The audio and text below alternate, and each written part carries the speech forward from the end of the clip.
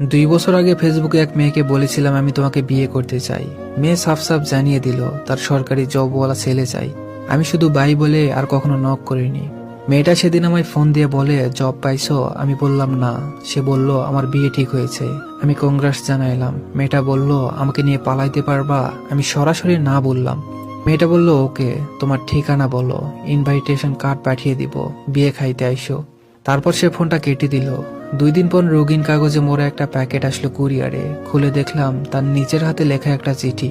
সেখানে লেখা ছিল, তুমি একটা আহাম্মক, যাই হোক বাবার পছন্দের ছেলেটা বিসিএস ক্যাডার, সদ্যই জয়েন করেছে, এবারের 43তমতে, ফরেন ক্যাডার, অনেক বেতন, অনেক স্মার্ট, তোমার থেকে মাশাআল্লাহ দেখতে সুন্দর। মাথায় অবশ্য তোমার মতো এলোমেলো চুল নেই, সামান্য টাক, তবে খুব গোছালো। আমাকে আশ্বাস দিয়েছে খুব আদরে রাখবে, আশীর্বাদে আমায় গহনায় মরিয়ে দিবে বলেছে। আমাকে সে রানী করে রাখবে, তার বাড়িতে কোনো কাজ করতে হবে না আমাকে। ধুর, খালি ওকে নিয়ে বক বক করে যাচ্ছি। আচ্ছা, তুমি কি সেই গল্পটা লেখা শেষ করেছো যেটা তুমি আমাকে নিয়ে লিখতে চেয়েছিলে, নাকি আমার পাত্তা না পেয়ে সেই গল্পটা ছেড়েই দিয়েছো? এবার গল্পটা কিন্তু অবশ্যই লিখবা। একটাই আবদার, জানি তোমাকে আবদার করার মতো কোনো অধিকার আমার নেই, তবুও বলছি যদি পারো আমার বিয়েতে একটা সিঁদুরের কৌটা গিফট করো। অল্প দাম দিয়ে কেনো। তোমার হাতে সিঁদুর পরাটা আমার কপালে ছিল না হয়তো, কিন্তু তোমার দেয়া কাটায় সিঁদুর রাখতে তোমার নিশ্চয়ই আপত্তি থাকবে না।